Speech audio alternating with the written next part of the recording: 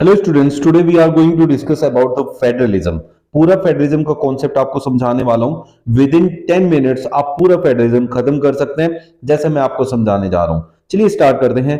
What is federalism की definition से। तो फेडरलिज्म बच्चों एक ऐसी कॉन्सेप्ट है जिससे हम अपने जो कंट्री है उसको इजीली रन करने की कोशिश करते हैं। उससे क्या करते हैं हम लोग, एक हमारे पास पूरी एक ये कंट्री है, इसको अलग अलग जो है पार्ट्स में यहाँ हमने उनको पावर्स को डिस्ट्रीब्यूट कर दिया, ताकि जो हमारा हर एक जगह जो है वो इफेक्टिवली मैनेज हो पाए।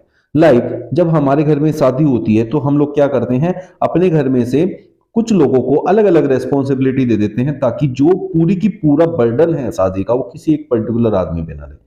तो वो क्या करते हैं कि सब काम बांट देते हैं और इफेक्टिवली उस काम को अंजाम देते हैं। बट उसको देख रेख उस एक पर्टिकुलर आदमी के अंडर होती है, जो वो पूरी शादी मैनेज कर रहा है। तो एक तरीके से देखा जाए सबको अपना अलग अलग काम भी मिल गया, उनकी पावर्स मिल गई, स्पेंड करने के लिए उनको पैसे मिल गए और सारे काम इफेक्टिवली हो गए। लेकिन मकसद क्या है, पूरी एक शादी को मैनेज करना। लाइकवाइज पूरी कंट्री को मैनेज करना है, बट उस पावर्स को अलग अलग स्टेट्स को हम दे देते हैं। तो जब भी हमारी पावर्स जो है सेंट्रल अथॉरिटी और वेरियस कॉन्स्टिट्यूएंट्स जो होते हैं, यहां हम कहेंगे states of the country.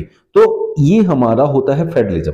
But जब एग्जाम की बात आती है तो डेफिनेशन लिखेंगे, federalism is a system of government in which the power is divided between a central authority and various constituent units of the country, जो कि आपके सामने है, आसानी से लिख सकते हैं। अब आगे चलते हैं, आगे चलते हुए देखते हैं key features. What are the key features of federations. तो सबसे पहली चीज, जैसे अभी हमने देखा कि हाँ कम से कम दो लेवल की गवर्नमेंट होती है, तो there are two levels of government in a federation and both enjoy independent powers of each other. एक दूसरे से अलग अपनी पावर्स को जो है इंडिपेंडेंटली एंजॉय करते हैं। इसमें सबसे बड़ी बात होती है कि उनका अपना अपना जुरिस्डिक्शन होता है, मतलब एक पर्टिकुलर एरिया होता है हर एक फील्ड में। मतलब जैसे उनकी बाउंड्रीज, लैंग्वेजेस, उनकी जो इनकम के सोर्सेस हैं, उनकी जो पावर्स हैं, वो सब अलग अलग डिसाइडेड है। उसमें एक दूसरे के केस में इंटरफेयर नहीं कर सकते। मतलब जो स्टेट है उसमें सेंटर इंटरफेयर नहीं करेगा और सेंटर की पावर्स में स्टेट इंटरफेयर नहीं करेगा। इसीलिए वहां लिखा है both enjoy independent powers of each other. A federal system is distinct from a unitary system. Unitary system has either one level of government or subunits which are subordinates to central government. It means federal system में अलग अलग होगा, दोनों अपनी powers को enjoy करेंगे। But unitary system जहां भी आएगा तो यूनिटरी सिस्टम में क्या होता है कि हमारे पास या तो एक ही लेवल पे गवर्नमेंट होती है, या जो अलग अलग हमने सब यूनिट्स बनाई हैं तो वो सेंट्रल गवर्नमेंट को सबऑर्डिनेट होंगी, उनके हिसाब से चलेंगी। थर्ड पॉइंट है, the federal system has dual objectives. सबसे पहला है कि to safeguard and promote unity of country. Country से बाहर नहीं जाना चाहिए कोई भी, and also it accommodates regional diversity. और जिसको जो जो पावर्स मिली है वो फुल्ली उनको एंजॉय कर ले। रीजनल डाइवर्सिटी मतलब जो स्टेट्स हैं उनको अपनी अपनी पावर्स एंजॉय करने का पूरा हक है, उसमें सेंटर जो है इंटरफेयर नहीं करेगा। बट उसके साथ साथ हमें अपनी जो कंट्री है उसकी यूनिटी को सेफगार्ड और प्रमोट करना है। Last one is, an ideal federal system government must have mutual trust and agreement to live together. It means country के अंदर ही रहना है, दोनों को साथ में रहना है और काम करना है और एक दूसरे को सपोर्ट करना है। Balance of power between central and state government. तो फेडरेशन जो है हमारे दो टाइप्स के होते हैं। पहला फेडरेशन होता है कमिंग टुगेदर फेडरेशन। तो coming together federation and holding together federation. अब इसमें दोनों टाइप में आप समझिए कि coming together and holding together क्या होता है। कमिंग टुगेदर में बहुत सारे स्टेट्स इकट्ठे होकर साथ में आते हैं और एक बिगर यूनिट बनाते हैं, ताकि वो सेफ रहे, उनके पास इकोनॉमिक स्टेबिलिटी ज्यादा हो और वो पावरफुल बने रहे। उसका एग्जाम्पल है यूएसए, स्विट्जरलैंड, ऑस्ट्रेलिया। फिर एक होता है कि holding together federation. Holding together federation में इंडिया, स्पेन, बेल्जियम आता है, जिसमें कि एक जो कंट्री है उसकी पावर्स को अलग अलग स्टेट्स में डिस्ट्रीब्यूट किया जाता है, लेकिन एज अ होल वो कंट्री के पार्ट ही रहेंगे और इंडिपेंडेंटली अपने पावर्स को एंजॉय करेंगे। What makes India a federal country? India is a federal country. The constitution declared India as union of states. क्योंकि बहुत सारे स्टेट्स हैं, सबकी अपनी अपनी पावर्स है, बट वो एक कंट्री के अंदर आता है, तो पावर्स को हमने दो जगह डिवाइड किया, एक सेंट्रल अथॉरिटी और उसके स्टेट्स में। Therefore, we can say it as a federal country. तो ये कौन बनाता है, उसको डिक्लेयर किया है कॉन्स्टिट्यूशन के अंदर, और कॉन्स्टिट्यूशन के अकॉर्डिंग ही हमारी कंट्री चलती है।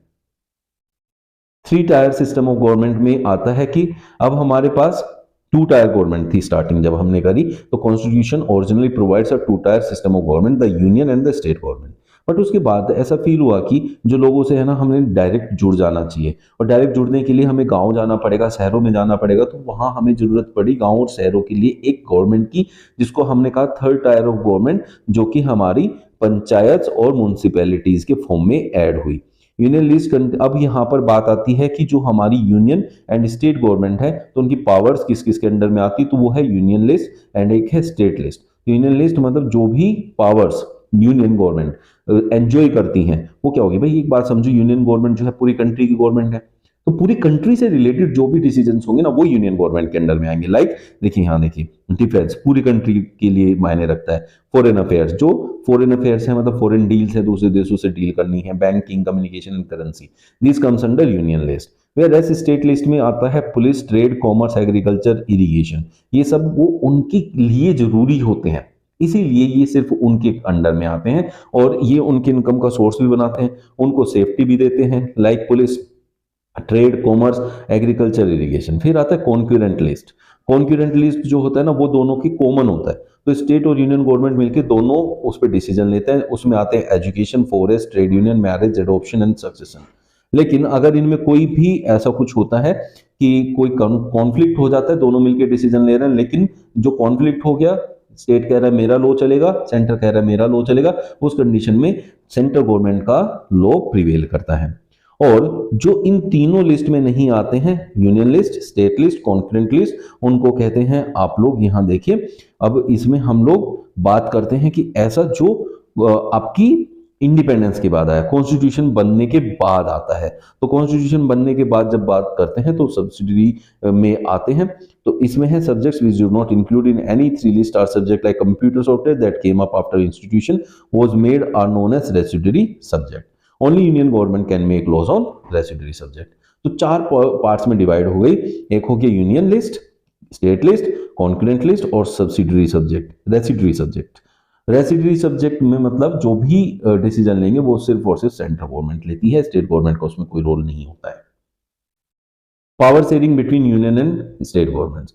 तो हमने हमारा जब कॉन्स्टिट्यूशन बना तो उसमें ये बताया गया कि यूनियन या फिर स्टेट गवर्नमेंट के क्या क्या पावर्स होंगे, क्या क्या जुरिस्डिक्शन होगा, किसको क्या क्या मिलेगा, उनकी फाइनेंशियल जो जरूरतें हैं वो कहां से पूरी होगी, और ये स्ट्रक्चर सब कॉन्स्टिट्यूशन में है, उसी के अकॉर्डिंग उनको सब कुछ डिवाइड करके दिया गया है।